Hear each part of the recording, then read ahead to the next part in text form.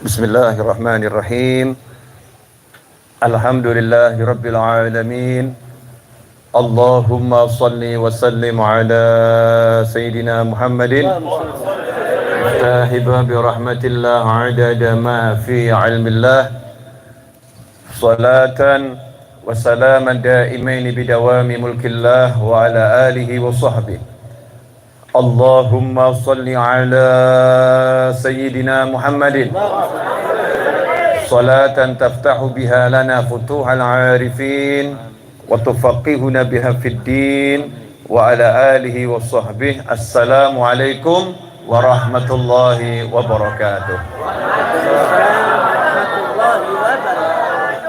Alhamdulillah, di malam yang mulia ini Allah Ta'ala pertemukan kita di majelis maulid, majelis mengenang baginda Muhammad sallallahu alaihi wasallam. Majelis yang kita banyak bersolawat kepada Kanjeng Nabi Muhammad sallallahu alaihi wasallam. Majelis yang seperti inilah yang menyelamatkan kita dan menyelamatkan orang lain. Jadi ada majelis itu menenggelamkan orangnya dan juga menenggelamkan orang lain.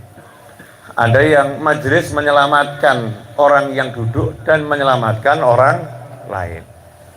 Nah, majelis sholawat, majelis ingat pada Allah Ta'ala, majelis zikir, dikatakan dalam berbagai riwayat, majelis zikir itu orang yang hadir di sana niatnya apapun dapat ampunannya Allah Subhanahu wa Ta'ala. Ini yang saya maksud, majelis yang menyelamatkan orang yang hadir, yang zikiran, maupun menyelamatkan orang lain. Sebagaimana disebutkan dalam hadis, Allah bertanya kepada malaikat sementara Allah Maha mengetahui apa yang mereka minta di situ. Mereka kumpul berzikir itu mintanya apa? Maka dijawab mereka minta surga. Allah nanya lagi sama malaikat, nah mereka itu sudah pernah lihat surga belum? Maka dijawab belum. Bagaimana kalau mereka itu dipertontonkan atau ditunjukkan surga kepada mereka? Jawabannya malaikat, tentu mereka akan lebih sungguh-sungguh beribadah dan sungguh-sungguh minta. Kemudian Allah yang Maha mengetahui nanya lagi sama malaikat, mereka yang hadir majelis itu takut sama apa? Minta dilindungi dari apa? Maka dijawab mereka minta dilindungi dari siksa api neraka. Allah kembali bertanya, sedangkan Allah Maha mengetahui, apakah mereka sudah pernah lihat neraka? Maka dijawab belum. Bagaimana kalau ditunjukkan kepada mereka neraka? Malaikat menjawab, tentu mereka akan lebih gigih untuk menghindar dari neraka dan lebih memohon untuk selamat dari siksa api neraka. Kemudian di akhir hadis Allah berkata kepada para malaikat, saksikanlah wahai para malaikatku, sesungguhnya aku sudah memberi yang mereka minta dan melindungi mereka dari apa yang mereka takutkan, dan aku telah mengampuni mereka semua. Ya, aku telah mengampuni mereka semua. Nah, karena malaikat disuruh jadi saksi, malaikat itu super teliti, sehingga dicek satu-satu yang hadir sama malaikat, karena suruh menjadi saksi. Saksinya orang-orang yang hadir tadi, mereka dikasih surga, mereka dilindungi dari neraka, mereka diampuni oleh Allah Subhanahu wa Ta'ala. Maka malaikatnya ngecek satu persatu, dicek tuh yang hadir. Nah, termasuk yang hadir di malam hari ini, gak ada yang luput dari ceknya malaikat. Ya, dicek satu persatu. Malaikat kemudian laporan pada Allah Ta'ala sementara Allah Maha mengetahui. Fihim fulanun laysa minhum. Ya Allah, setelah saya cek, kami cek, itu di tengah-tengah majelis itu ada satu orang laysa minhum, bukan dari kelompok mereka. Dia nggak ikut zikir, nggak pengen surga, nggak takut sama neraka. Innama ja'a li hajah. Datangnya itu karena suatu kepentingan, bukan pengen surga, bukan takut neraka, bukan minta ampunan, karena satu kepentingan duniawi kepada salah satu orang yang ada di majelis itu juga. Maka Allah Ta'ala mengatakan, humul qaumu la yashqa bihim jalisuhum. Orang itu juga diampuni sama Allah Ta'ala. Allah mengatakan humul qaumu, itu yang tadi duduk-duduk zikir minta surga, zikir pengen sama dari siksa api neraka, zikir minta ampunan ya Allah Subhanahu wa Ta'ala. Siapa yang duduk bersama mereka, siapapun itu, la yashqa bihim jalisum, tidak akan celaka, tidak akan sengsara, tidak akan rugi orang yang duduk bersama mereka, berkat mereka. Bihim, ya berkat orang-orang yang ahli zikir tadi yang duduk bareng sama mereka tidak akan celaka. Mudah-mudahan kita termasuk dalam kelompok yang dikumpulkan bersama ahli zikir dan selamat dunia akhirah. Amin Allahumma amin. Ikhwani rahimakumullah dan pemirsa dimanapun antum berada, inilah yang dimaksud salah satunya kumpulan yang menyelamatkan orang yang kumpul dan menyelamatkan orang lain. Ternyata pengaruhnya majelis zikir itu bukan hanya untuk yang ada di situ, bukan hanya untuk yang datang di majelis zikir, bahkan sampai-sampai dikatakan dari tempat kumpul yang baik tersebut Allah ciptakan cahaya, yang cahaya itu Allah kirimkan ke majelis su', tempat-tempat yang buruk, yang gak ada zikir, gak ingat Allah, gak ingat Rasulullah SAW, gak ingat istighfar, gak ingat surga, gak ingat neraka, majelis lahu, majelis yang orangnya lupa sama Allah Subhanahu wa Ta'ala. Bahkan dalam keterangan yang lain disebutkan ke tempat yang mana tidak ada manusia yang kenal Allah. Dibawa itu cahaya ke sana sama Allah, cahaya itu disinarkan ke tempat yang buruk tadi, sehingga siapapun yang duduk di tempat buruk tadi mendapat cahaya itu pun dan mendapat hidayah dari Allah Subhanahu wa Ta'ala, berubah jadi orang baik. Nah, ini termasuk manfaatnya majelis, bisa menyelamatkan bahkan orang yang lagi sekarang maksiat itu bisa selamat gara-gara yang taat seperti ini. Makanya kalau buat majelis orang-orang soleh terdahulu itu sungguh-sungguh. Nah, kita sekarang ini yang kadang majelisnya nggak bener, di tengah-tengah majelis masih sibuk, ini habibnya, kiainya baca maulid, yang hadir searching YouTube. Habibnya, kiainya baca sholawat, baca zikir, yang hadir sibuk WhatsAppan sama yang lain. Ya, bahkan yang hadir sibuk khotib khutbah Jumat, yang hadir sibuk baca berita-berita yang ada di dunia maya. Habib kok tahu? Iya, saya khutbah Jumat saya lihat ada yang menahan HP di depan saya, searching terus gitu ya. Ini Habib kok tahu? Iya, di tengah majelis maulid, Masya Allah banyak itu yang sibuk selfie-selfie, tuh selfie. Kamu majelis maulid bukan majelis selfie. Ya, selfie kan dirimu bersama Nabi Muhammad SAW. Itu tempatnya di hati, hatinya dihadapkan pada kanjeng Nabi Muhammad SAW. Dalam sebuah riwayat dikatakan bahwasanya gerakan-gerakan di dalam satu majelis itu bisa menghapuskan berkahnya majelis. Makanya salaf dulu, orang-orang soleh terdahulu kalau udah duduk itu seperti patung, nggak gerak. Sampai mau tipasan aja itu mikirnya panjang. Ya, jangan sampai nanti megang kipas kok kebawa nafsu mainan kipas, muter-muter kipas ya, kipas pegang puter-puter. Ini bisa menghilangkan berkah majelis. Kenapa begitu? Karena beliau-beliau pengen majelisnya ini bisa menyelamatkan dirinya dan menyelamatkan semua orang. Sehingga Habib Muhammad bin Hadi As-Segaf, muridnya Habib Ali Habsyi Solo, yang akan dihauli di Solo, yang sudah diumumkan oleh Masjid Riyad kalau haulnya hanya untuk internal keluarga ya. Habib Ali bin Muhammad bin Husain Al-Habsyi, yang anaknya ada di Solo dan cucunya ada di Solo, Saibul Maulid Simtuduror, itu punya murid di kota Sewon namanya Habib Muhammad bin Hadi As-Segaf. Habib Muhammad bin Hadi As-Segaf itu melanjutkan majelis, di antaranya majelis baca kitab Sahih Bukhari kalau bulan Rajab. Sampai Habib Muhammad bin Hadi As-Segaf itu berkata, kalian kalau hadir majelis gak bisa diam ya, banyak gerak atau apa itu, silahkan di rumah saja, nggak usah hadir majelis. Nanti berkahnya majelis saya kirim ke rumah kalian. Daripada hadir nanti merusak satu majelis. Gara-gara satu orang, satu majelis rusak. Naudzubillah min dzalik. Itulah kenapa dulu para salaf itu tegas di dalam majelis.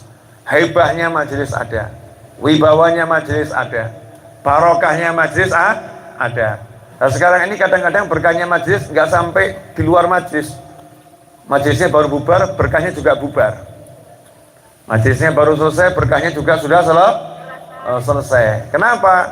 Karena adabnya majelis banyak ditinggalkan. Mudah-mudahan kita bisa kembali menerapkan adab-adab di dalam majelis. Ikhwani rahimakumullah. Kemudian tadi dibuatkan cahaya sama Allah Ta'ala dibawa ke tempat-tempat yang nggak baik. Dalam riwayat yang lain disebutkan satu majelis yang baik itu bisa menghapuskan duduk-duduk kita sekian banyak di tempat-tempat yang nggak baik.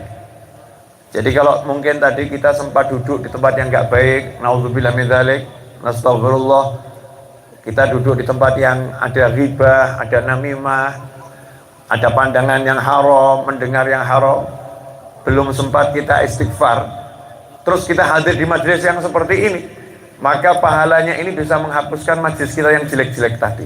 Amin.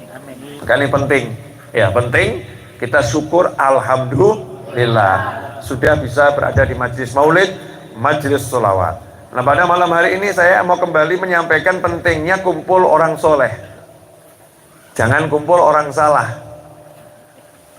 Ya kumpul orang soleh, jangan kumpul orang salah. Kumpul orang salah tanpa mengecilkan siapapun, tapi nanti kita jadinya salah. Contoh, kumpul sama pemabuk, nggak ikut mabuk, datang polisi mau nangkap para pemabuk. Kira-kira yang kumpul di situ diangkut atau nggak diangkut? Diangkut. Ya nanti diproses di kantor, dibuktikan bersalah atau tidak. Kumpul bersama orang-orang yang mohon maaf di atasnya pemabuk, narkotik. Ya, ada orang kumpul di situ nggak ikut dia, nggak ikut menghisap dan lain sebagainya. Tapi kalau polisi mendatanginya dan menangkap yang di situ, kira-kira diangkut nggak itu? Diangkut. Ya, prosesnya nanti. Makanya kalau di satu tempat yang nggak baik itu ada bala, yang soleh kena atau nggak kena? Kena. Kalau yang soleh nggak ngajak yang baik, ikut duduk-duduk sama yang nggak soleh, ya balaknya turun, yang soleh juga kena. Nah, perkara nanti di akhirat bagaimana? Ya nanti proses akhirat. Tapi hukumnya dunia berlaku. Hukumnya dunia berlaku. Nah, kumpullah sama orang soleh. Kita kumpul sama orang soleh itu nggak pernah salah. Kumpul sama orang soleh nggak akan pernah salah. Paling sedikit ya tadi itu, nggak ngapa-ngapain dapat ampunan. Enak betul ya. Udah niatnya nggak ada, niatnya nggak ada loh.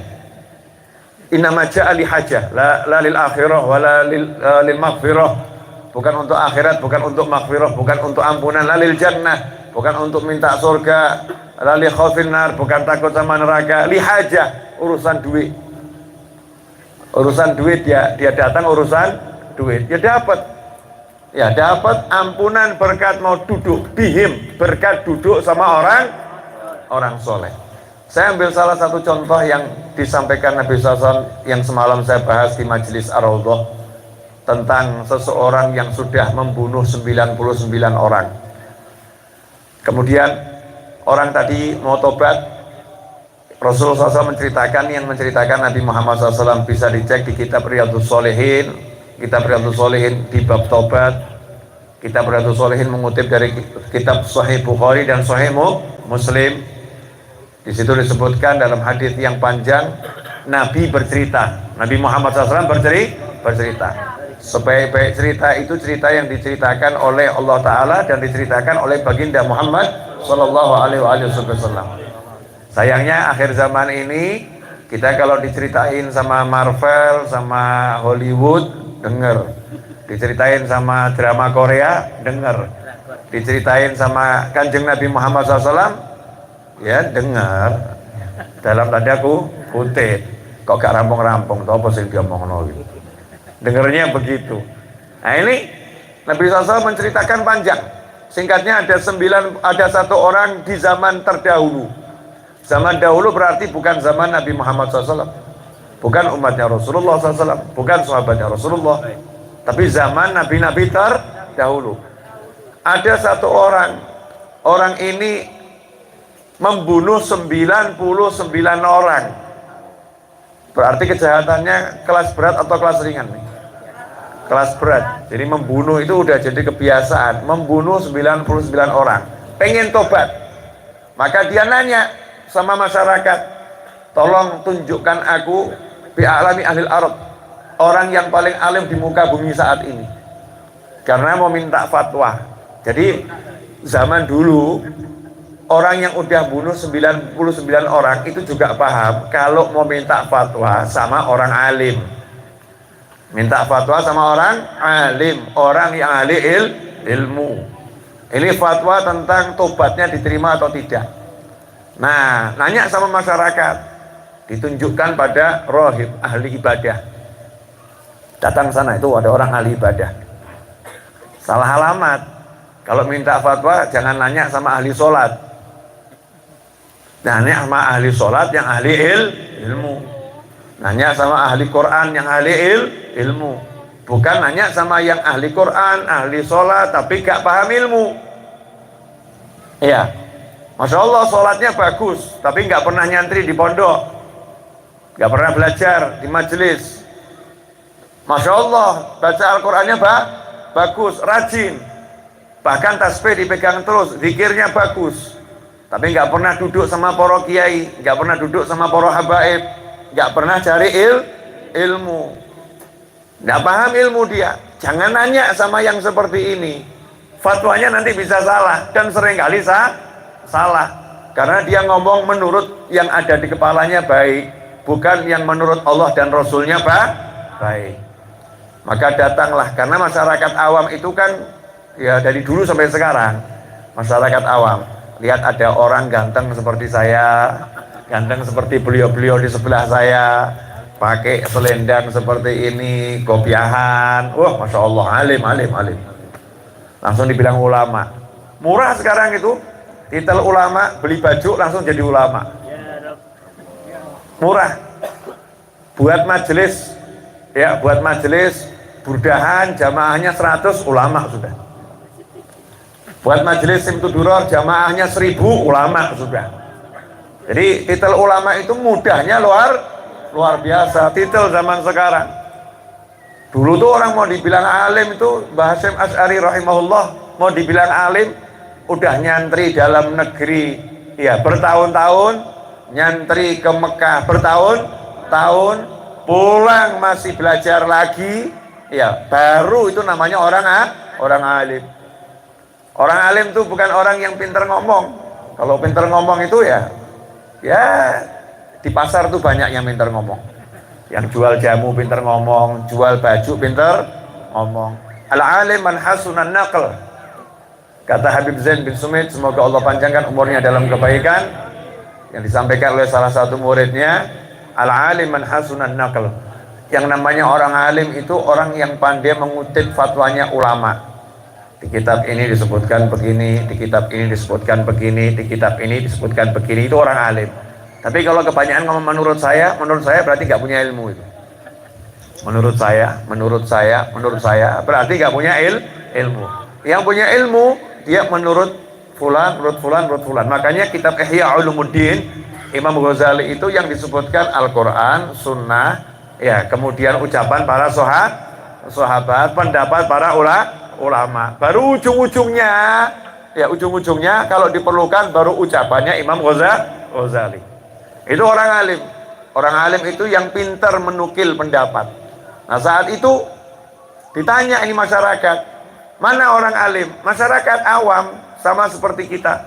Pokoknya kalau bodinya, gayanya gaya orang soleh salim gitu ya. Padahal ini bukan orang alim, rohib, ahli ibadah. Datang ke ahli ibadah. Bagaimana saya ini udah bunuh 99 orang. Saya ini mau tobat. Tolong bimbing saya. Jawabannya ahli ibadah tadi, kalau bahasa kita ya, sorry bro, bahasa kita gitu, maaf, nggak ada lagi jalan tobat untukmu. Lah, kamu nggak diterima tobatmu. Ya, ini yang namanya ahli ibadah nggak pakai ilmu. Yang ada ya, udah bunuh 99 orang kok pengen masuk surga, enak bener. Hasilnya apa? Yang udah bunuh 99 orang ini ya nafsunya muncul lagi. Udah baik-baik nafsunya ditekan, dia pengen tobat, baik kan ini ya, sampai nyari ulama, dibilangin enggak, kamu nggak bisa tobat, nggak diterima tobatmu, marah dia, langsung angkat senjata, ahli ibadahnya dibunuh sekalian, genep jadi 100. Makanya hati-hati loh kalau ngasih fatwa, kamu jadi korban berikutnya nanti. Ya sembarangan ya, tidak sembarangan. Akhirnya dia nanya lagi, nyesel dia, yuk kok saya kambuh lagi, saya kok bunuh orang lagi, ini orang baik ini. Makanya kalau ada orang habis maksiat pengen tobat, terus kumat lagi, pengen tobat, kumat lagi, jangan kamu ledek, apa kamu itu kok apa namanya tobat kumat tomat kamu ya, kamu tobat kumat, baguslah tobat kumat daripada kumat nggak pernah tobat, daripada kumat nggak pernah tobat. Memang orang tobat itu ya begitu, dia nanti digoda nafsu, kambuh lagi, tobat lagi. Maka dikatakan tobat yang pertama sah. Nanti kalau dia kambuh lagi, ya suruh tobat lagi. Maka dikatakan Allah Ta'ala itu ghafarud dzunub, bukan mengampuni dosa. Ghafarud dzunub, yang maha mengampuni dosa, suka sekali mengampuni dosa. Orang yang berbuat dosa tobat terus kok kebujuk nafsu, kambuh lagi, tobat terbujuk nafsu, kambuh lagi, maka Allah katakan selama dia mau minta ampun sama aku akan terus mengampuninya. Tidak boleh kita mengecilkan hati orang yang mau minta ampun sama Allah Subhanahu wa Ta'ala. Maka dia nanya, siapa sih sebetulnya orang alim ini yang terakhir udah saya bunuh nih? Katanya alim udah saya bunuh. Ada lagi enggak yang alim? Ditunjukkan kepada satu orang yang betul-betul alim. Kali ini nanyanya sama orang yang pas. Tuh, orang paling alim. Maka datengin orang alim tadi nanya, saya udah bunuh 100 orang nih, yang ke 100 ini ahli ibadah, bisa tobat enggak? Orang alimnya langsung jawabannya bisa. Tobatmu diterima, tapi saya kasih saran biar nggak kambuh. Kamu pindah dari kampungmu, itu kampung jelek. Ya, itu kalau kamu tinggal di situ terus nanti kambuh lagi kamu. Kamu pindah. Ini orang alim, bukan sekedar mengatakan bisa, tapi memberikan solusi. Bisa, tapi solusinya apa? Biar nanti dia tidak kambuh lagi. Pindah kamu ke kampung yang sana, itu kampungnya orang-orang baik. Ada sekelompok orang di sana yang hidupnya ibadah. Kamu pindah ke sana, ikut ibadah bersama mereka. Senang ini pembunuh 100 orang ini. Wah, tobatku diterima sama Allah Ta'ala, syaratnya mudah, pindah kampung. Maka dia berangkat pindah kampung. Di pertengahan jalan, malaikat Israil alaihissalam melaksanakan tugasnya. Ternyata menurut catatan umurnya habis hari itu. Setelah membunuh 100 orang, dia dibunuh oleh Israil alaihissalam. Ya ujung-ujungnya kan manusia semua dibunuh malaikat Israil alaihissalam. Dicabut nyawanya. Begitu dicabut nyawanya selesai, timbul satu masalah. Orang ini tempatnya di mana? Di siksa kubur atau nikmat kubur? Maka datanglah malaikat yang bertugas. Jadi langit ini punya sistem yang super canggih. Malaikatnya itu tidak rangkap jabatan. Jadi malaikatnya itu ada jabatannya sendiri-sendiri. Lillah malaikat sayyahin. Untuk yang pengajian begini, malaikatnya malaikat patroli namanya. Malaikat patroli pengajian. Kalau udah ketemu malaikat tadi yang di patroli pengajian, tugasnya mintakan ampun, mintakan rahmat. Nah, malaikat yang datang bawa rahmat namanya lain lagi. Malaikat yang datang bawa rahmat untuk orang yang zikir namanya sakinah. Tilka sakinah. Itu malaikat sakinah yang datang membawa rahmat kepada kalian semua. Ada malaikatnya sendiri, yang ngurusi angin ada sendiri, yang ngurusi hujan ada sendiri. Ya, yang malaikat ngantarkan rezeki ada sendiri. Nah, kalau udah seseorang itu rohnya dicabut, yang ngantarkan ruh ke alam kubur nih malaikatnya ada sendiri. Kalau rohnya baik, yang ngantarkan malaikatnya nama malaikat rahmah. Sampai kubur dijamu oleh jamuan yang luar biasa. Kalau ya rohnya itu jelek, naudzubillah min dzalik, suul khatimah, malaikat yang jemput itu bukan jemput, nyeret judulnya. Diseret sama malaikat azab, malaikat yang akan nyiksa. Di kubur dia akan disiksa. Maka untuk kasus pembunuh ini ajaib, karena dua-duanya datang malaikatnya. Jadi status nggak jelas. Malaikat rahmat datang bilang, ini mau saya bawa ke kuburan, mau saya servis, mau saya senangkan, dirahmati Allah Ta'ala. Malaikat azabnya nolak, nggak bisa, ini jatah saya, ini milik saya, ini mau saya bawa ke alam kubur, mau saya hajar. Malaikat rahmatnya bilang, nggak bisa, ini datang dia tadi berangkat dengan hati mukbilan ilallah bitaubah, hatinya itu berangkat bawa tobat. Nah di situ menurut para ulama, Allah Ta'ala memberitahu malaikat rahmat isi hatinya orang-orang soleh. Yang baik-baik ini malaikat rahmat dikasih tahu. Malaikat azab nggak dapat informasi itu, sehingga jawab, oh nggak bisa, dia belum pernah berbuat baik sekecil apapun. Nah karena malaikat rahmat sama azab ini gontok-gontokan, nggak orang rambungi, masing-masing dengan pendapatnya sendiri sesuai tugasnya. Malaikat itu kan nggak bisa ditekak-tekuk. Kalau A ya A, ya B ya B. Kamu nggak bisa nyogok malaikat. Malaikat beli, nggak iso. Malaikat itu sesuai SOP langit. Yang bagian rahmati, yang bagian azab, ngadab. Allah Ta'ala kirimkan penengah, juri yang betul yang mana. Jadi sistem langit itu semua pakai sidang yang tertib. Ya sidang yang tertib. Ini yang cerita Nabi Muhammad SAW. Ya jangan dianggap ini dongeng, jangan dianggap ini kok ngunu ya, kok seperti drama gitu ya. Ini yang cerita Nabi Muhammad SAW, dan hadisnya super sahih. Kenapa super sahih? Karena diriwayatkan oleh Imam Bukhari dan Imam Muslim, muttafaqun alaih. Artinya ini kisah yang syarat dengan ilmu. Allah datangkan satu malaikat, tapi sama Allah malaikatnya tidak boleh menampakkan diri sebagai malaikat. Malaikatnya disuruh nyamar jadi manusia. Jadi malaikat ini telah mengelabui dua malaikat. Keren banget ini. Allah kirim malaikat tapi nggak boleh menampakkan diri jadi malaikat. Surah Adami, malaikat dalam wujud manusia untuk mengelabui dua malaikat. Karena Allah pengen menunjukkan yang lebih hebat dari malaikat adalah manusia yang berilmu. Manusia yang berilmu. Malaikat ini alim, kemudian datang hakaman sebagai hakim. Kalian berdua jangan ribut, keputusan langit. Loh. Ya, keputusan langit diukur saja jarak jenazahnya.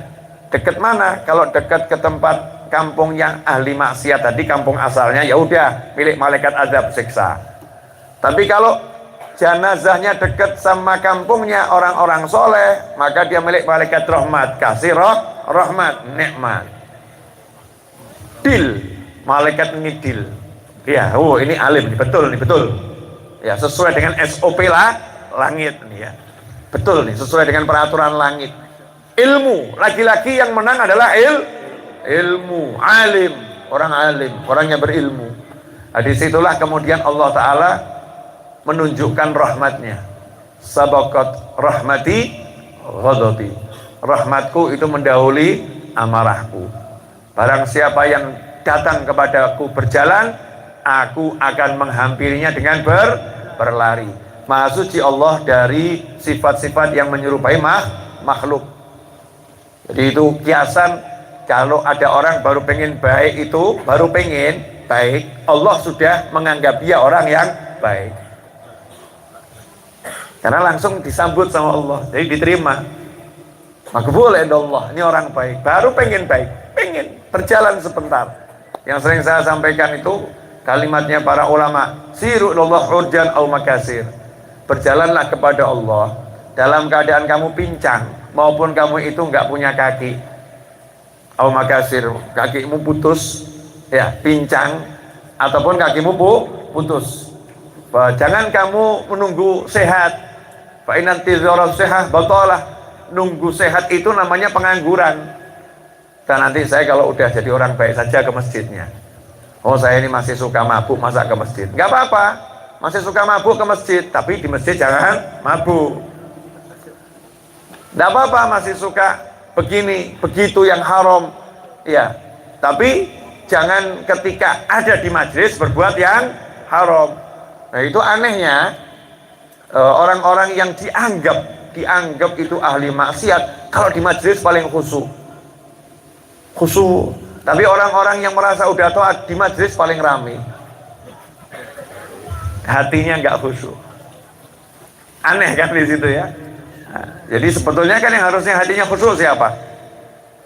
Yang merasa dirinya ahli taat, karena masa lebih butuh sama rahmat. Tapi enggak, kadang-kadang yang ahli taatnya udah merasa nggak butuh rahmat, jadi ya di majelis ya seramai sendiri, ya nggak butuh rahmat. Datang ya biasa-biasa saja majelis, nggak ada ini apa dapat ampunan. Beda kalau orangnya ahli maksiat masuk majelis itu sama ndredeg dia. Aku banyak dosa. Mudah-mudahan aku diampuni. Beruntungnya aku bisa di pengajian ini. Hatinya seperti itu. Nah, ternyata Allah bekerja. Jadi perbuatannya Allah berlaku. Allah menunjukkan sifat rahmatnya. Karena orang ini sudah berjalan menuju Allah, maka Allah berlari menghampirinya. Bagaimana Allah berlari menghampirinya? Hukum sudah ditentukan, kalau lebih dekat kepada tempat baik berarti masuk kelompok orang baik, dekat pada tempat yang jelek masuk kelompok orang jelek, maka jenazahnya sama Allah Ta'ala dijadikan dekat dengan tempat yang baik, dengan cara Allah perintahkan kepada tanah, hei tanahnya orang-orang soleh, kamu mendekatlah kepada orang ini. Hei tanahnya orang-orang buruk, menjauhlah kamu dari orang ini. Sehingga ketika diukur, itu jaraknya lebih dekat kepada tanahnya orang baik, orang soleh. Selesai masalah. Menyenangkan ya. Nah itu banyak pelajaran di situ. Pelajarannya apa? Baru dekat kampungnya orang soleh, selamat. Betul ya? Belum tinggal loh. Belum tinggal, belum masuk, belum amal soleh bareng, baru dekat kampungnya orang soleh sudah selamat. Itulah syafaatnya kaum solehin, syafaatnya al ulama, sebagaimana disebutkan oleh Nabi Muhammad SAW dalam hadis, yashfa'u yaumal qiyamah salas, al anbiya, thumma al ulama, thumma syuhada, atau kama qala SAW. Kelak di hari kiamat ada 3 kelompok manusia yang akan memberikan syafaat. Yang pertama para nabi, yang kedua para ulama, yang tiga para syuhada. Di antara bentuk syafaatnya ulama itu seperti itu, sampai kampungnya saja bisa menyelamatkan orang lain. Baru kampungnya. Makanya orang yang dimakamkan di samping orang soleh itu berkahnya luar biasa. Tapi para ulama mengatakan, siapa yang meninggal belum tobat dari merokok tidak akan mendapatkan berkahnya orang soleh meskipun dimakamkan di sampingnya kutub. Yang meninggal belum tobat loh ya. Jadi kalau pengen dapat berkahnya orang soleh, ya nanti sebelum meninggal tobat dulu. Masalahnya bisa jadi sekarang kamu mati dulu. Jadi jangan tunda-tunda tobatnya rokok. Nah, karena bisa nggak bicara halal haram, tapi nanti bisa privilege-nya itu, hak-haknya mendapatkan syafaatnya orang soleh dicabut sama Allah Ta'ala. Rugi atau nggak rugi? Rugi. Kamu ngerokok nggak apa-apa, tapi nanti nggak dapat syafaatnya orang soleh. Asik betul ya. Pilih rokoknya atau syafaat orang soleh? Rokok. Di tengah majelis maulid saja masih ada yang bawa rokok. Datang majelis maulid ngantongi rokok, kan luar biasa. Mau ketemu Rasulullah SAW di kantongnya ada rokok. Hebatnya luar biasa. Hadir orangnya, hadir membawa kok ya. Nah, ini contoh yang harus kita perbaiki. Orang sekarang ini senangnya nahi mungkar. Nahi mungkar di tempat yang mungkar itu biasa. Ada tempat mungkar, ayo nahi mungkar, itu pemabuk nahi mungkar. Nah ini orangnya sadar semua, tapi banyak yang mabuk. Kita ini kan sadar nih ahli ilmu gitu ya, ahli majelis, tapi banyak yang mabuk, nggak sadar, melakukan kemungkaran di dalam majelis, masuk majelis bawa rokok dikantongi, Saya nggak bilang halal haram, tapi ini barang tidak pantas dibawa ke dalam majelis. Masuk masjid bawa rokok, kita nggak bilang halal haram, tapi ini barang yang nggak pantas masuk ke dalam masjid. Tengah pengajian, masya Allah, searching gambar-gambar yang nggak karu-karuan. Nah ini di dalam masjid, di dalam majelis. Ya naudzubillah min dzalik. Di dalam masjid, di dalam majelis, gunjing orang yang hadir majelis. Oh itu yang di belakang sana itu orangnya begini, itu ya itu. Kemarin saya ketemu di sana. Kelihatannya kalau pengajian khusyuk di luar sana main cewek terus itu, masya Allah. Gunjing orang. Dakhil majelis, di dalam majelis, bahkan seringkali di dalam masjid. Dan itu sudah disampaikan oleh Nabi Muhammad SAW. Nanti akan tiba suatu masa itu orang-orang itu pada ke masjid, tapi duduknya di dalam masjid, yang diobrolkan hanya dunia. Tinggalkan mereka semua. Kama qala SAW. Bil makna seperti itu. Jauhi orang-orang yang seperti itu. Yang disuruh jauhi yang di dalam masjid tapi ngobrol dunia. Ada enggak kira-kira? Jangankan ngobrol dunia, menghadirkan dunia di dalam masjid.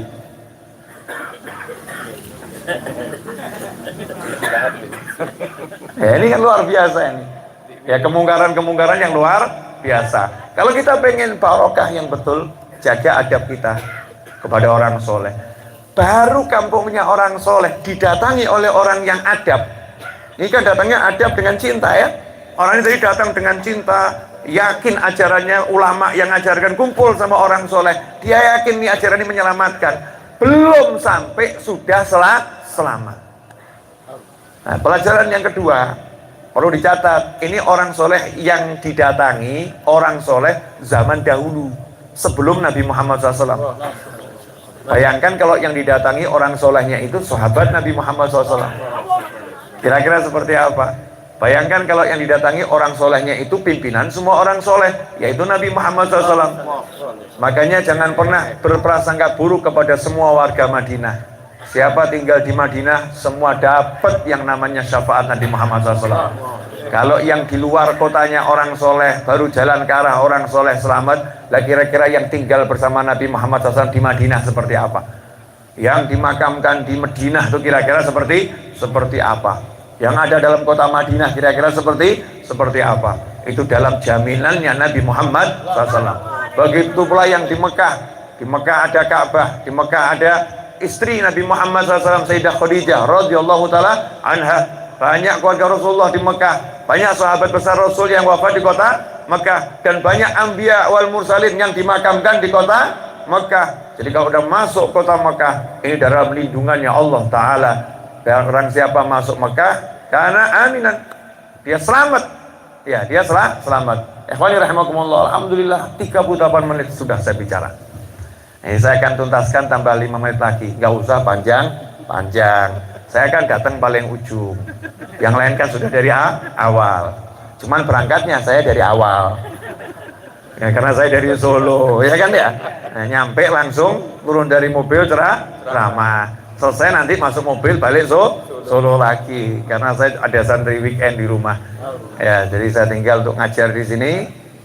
Sama santri-santri saya juga lagi nonton ini. Nah, nanti kemudian besok harus sampai di Solo ngajar lagi. Ya, karena senang. Nah, di Malang ini kan banyak kampung-kampung soleh.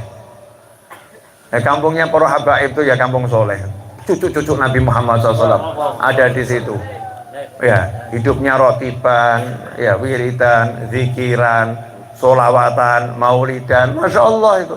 Jadi kalau di kampungmu ada orang-orang yang baik, berbahagialah. Alhamdulillah, kampungku kampung soleh. Nah, kalau di kampungmu belum jadi kampung soleh, jadilah kamu orang soleh pertama di kampung itu. Ya, jadilah kamu orang soleh pertama di kampung itu. Biar nanti kampungmu jadi kampung yang soleh. Banyak kampungnya kiai di Malang ini. Ya, orang-orang soleh. Ya udah berkah itu tempatnya. Disyukuri kalau ada tempat-tempat yang seperti itu. Jadi kalau tempatnya orang soleh zaman sebelum Nabi Muhammad SAW, berkahnya seperti itu menurut Nabi Muhammad SAW. Bagaimana kampungnya orang soleh dari umat Nabi Muhammad SAW, sementara kalian itu adalah umat yang terbaik, yang mana sampai Nabi Musa pengen jadi umatnya Nabi Muhammad Sallallahu Alaihi Wasallam. Ikhwani rahimakumullah. Ini contoh ya berkahnya orang soleh. Al-makan bisakin. tempat itu tergantung penghuninya. Kalau penghuninya baik, ya tempat itu jadi tempat baik. Kalau penghuninya nggak baik, tempatnya jadi tidak baik. Dan negara kita ini alhamdulillah, kita ini punya negara yang harus kita syukuri, yang nggak ada negara lain seperti Indonesia ya, kecuali ya Mekah, Madinah, Hadramut ya, beda. Ini Indonesia Raya ini luar biasa. Saya udah ke Hong Kong, kalian kan belum.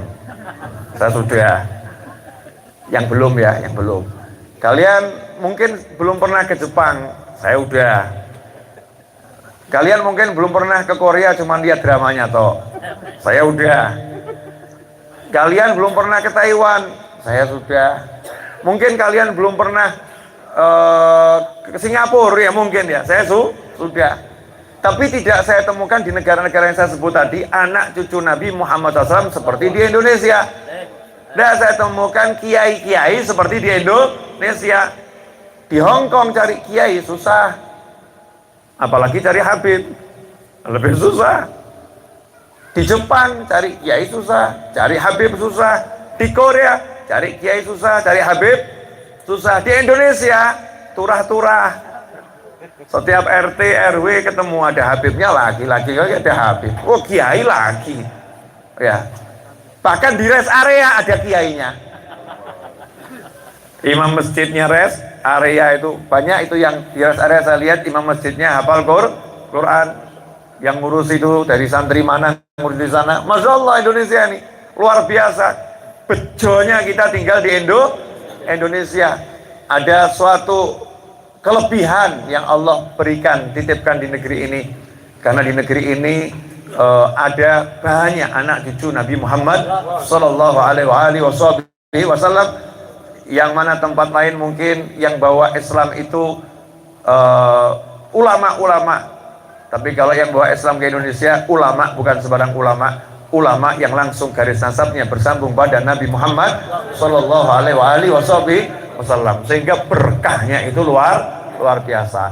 Terakhir ya cukup tuh itu sudah 42 menit tuh, YouTube-nya nggak mungkin dusta. 42 menit sekian detik ya. Ini yang nonton bareng ada 825 orang nonton bareng ya. Yang keluar masuk mungkin sudah ribuan ya, ting tung keluar masuk gitu kan, karena kuotanya mungkin nggak cukup ya, krisis kuota ya, atau sinyalnya kurang bagus ya. Tapi ini ada sekian tuh yang nonton bareng. Jadi kumpul orang soleh itu luar biasa. Nah, saya ini bejo. Jangan kamu kira saya orang alim, enggak. Saya orang bejo.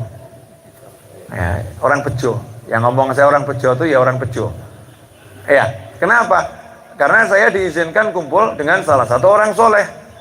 Saya diizinkan kumpul dengan almarhum Habib Anis. Ya, sedikitnya 10 tahun saya kumpul bareng. Pagi, siang, sore, malam. Pagi, siang, sore, malam. Kumpul dengan orang soleh.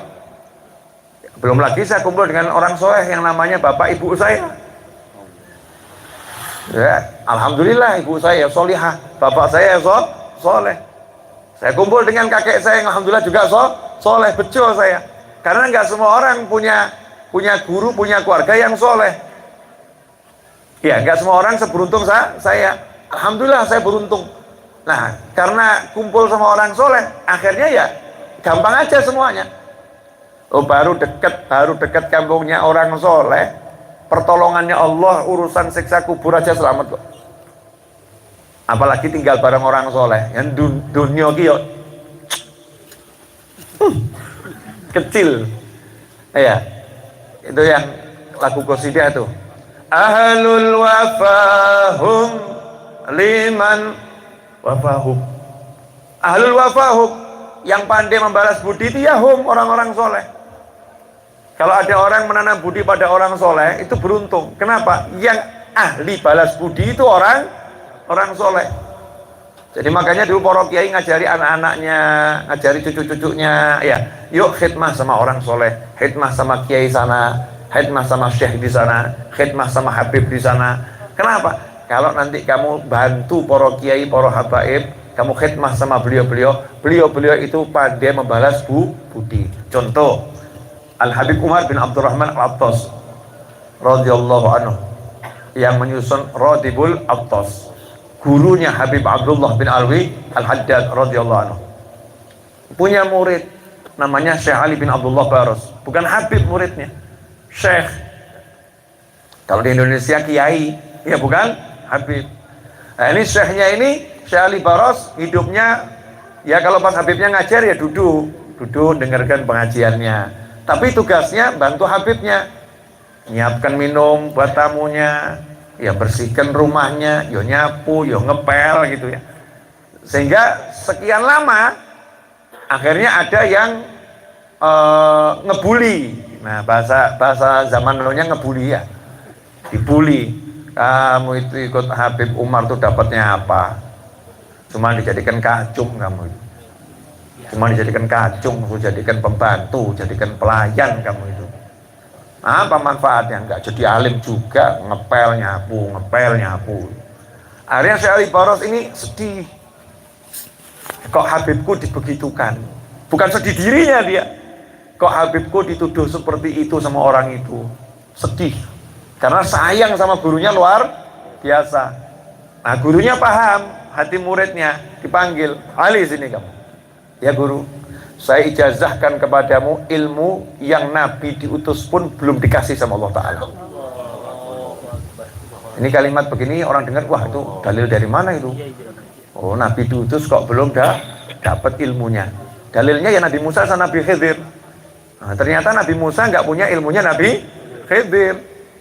Memang ilmu itu miliknya Allah Ta'ala. Ada yang sebagian dikasih, sebagian belum dikasih. Begitu dibilang seperti itu diinstal ilmu langit, ilmu laduni, celing, jadi alim. Terus gurunya bilang begini, dah kamu sekarang nggak boleh tinggal sama saya. Lu jangan guru, lebih baik saya bodoh. Lebih baik saya bodoh, nggak iso apa-apa, tapi saya mau tinggal sama guru saya khidmah, I love you. Zaman sekarang, kebetulan, alhamdulillah, sepanjang kesel aku. Zaman sekarang mungkin gitu nih santri-santri kita-kita ini loh, kita-kita. Tapi Syekh Ali Baros tidak gitu, sedih. Lebih baik ilmu saya yang dikasih tadi dibuang saja. Saya jadi bodoh pol, nggak apa-apa. Padahal beliau nggak bodoh loh ya. Jadi bodoh, nggak punya apa-apa, yang penting tinggal sama Habib. Jawaban gurunya enggak. Kamu sekarang sudah alimnya sama seperti saya. Alimmu sama seperti saya. Nggak boleh ada dua pedang di satu sarung. Kamu sekarang saya tunjuk untuk dakwah di sana. Pilih mana kamu? Nurut sama saya atau tak buang ke tempat yang lebih jauh? Sami'na wa ata'na. Itu namanya imtithalul amri khairun min sulukil adab.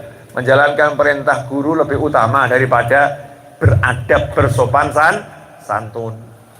Masya Allah, akhirnya Syekh Ali Baros jadi ulama besar yang manfaatnya luar biasa. Kenapa? Ahlul wafahum. Ini orang-orang soleh itu ahli balas budi. Nah, ini balas budinya dengan begitu diinstal ilmu laduni. Kan ya luar biasa. Nah, kita nyari yuk orang soleh di kampung kita siapa ya, yuk kita bantu. Kita bisanya ngepel, bantu ngepel. Super terakhir, rampung ya. Nah, super terakhir ini yang berinteraksi dengan Nabi Muhammad SAW. Contoh ya, ngenger khidmah. Suatu pagi Nabi Muhammad SAW lagi sama sahabat, terus nanya, kalau saya lihat ibu-ibu tua yang biasa nyapu di masjid, ini kok nggak kelihatan mana? Kok pagi ini nggak nyapu? Biasanya tiap pagi nyapu. Jadi hebatnya ibu-ibu dulu tuh ya, zaman sahabat, ibu-ibunya nyapu masjid. Zaman sekarang nih ibu-ibunya nih yang diurus siapa gitu ya. Mungkin belum muncul ide ibu-ibu PKK mempersilahkan takmir masjid istirahat 3 hari, karena ibu PKK yang akan ngepel dan nyapu lantai masjid, yang akan ngosek WC ini tim PKK RT RW tidak jelas, belum ya, mungkin belum ada yang seperti itu, atau sudah ada saya belum dapat informasi. Tapi di zaman Nabi SAW ada nih ibu-ibu yang nyapu masjid. Pagi dilihat kok nggak ada. Nanya Nabi SAW, mana ibu itu?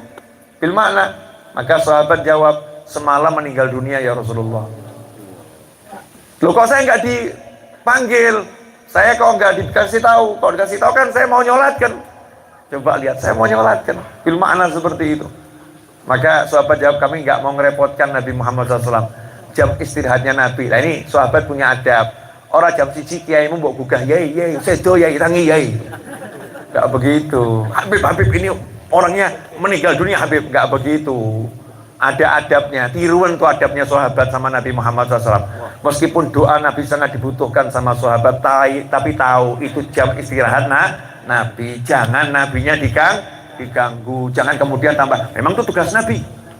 Itu tugas Nabi, ngurusi umat.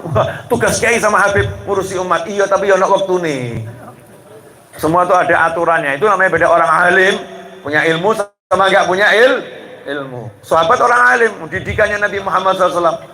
Maka sahabat saat itu ngomong, ya Rasulullah, kami nggak sampai hati bangunkan kamu ya Rasulullah. Jadi udah kami bereskan jenazahnya, udah mandikan, sholatkan, dan sudah kami makamkan. Apakah Nabi angkat tangan mendoakan? Oh ya udah, surga, enggak.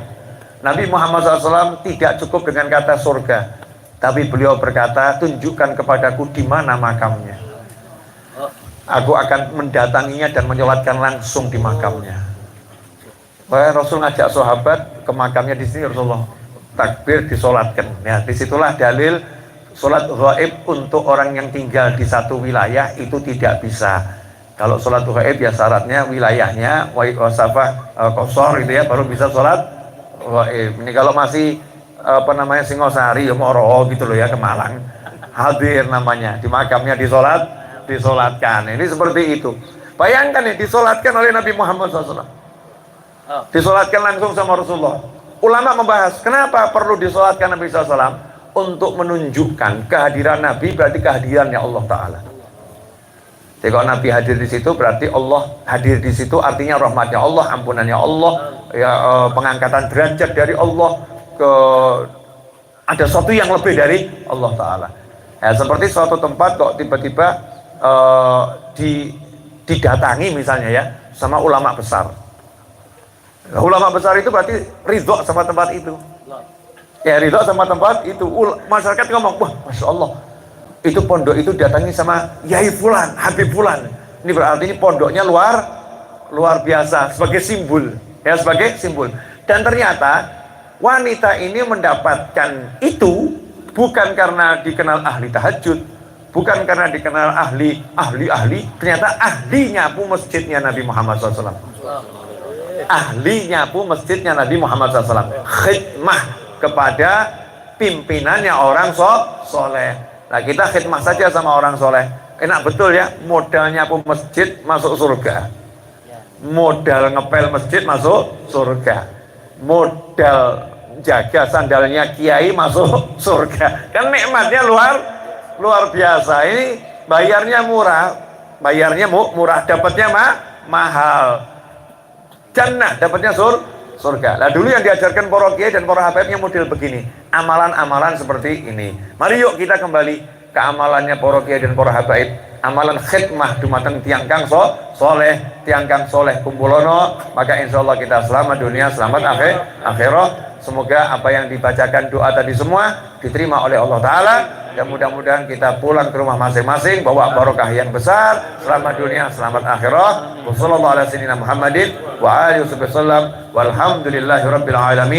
Wassalamualaikum warahmatullahi wabarakatuh. Assalamualaikum.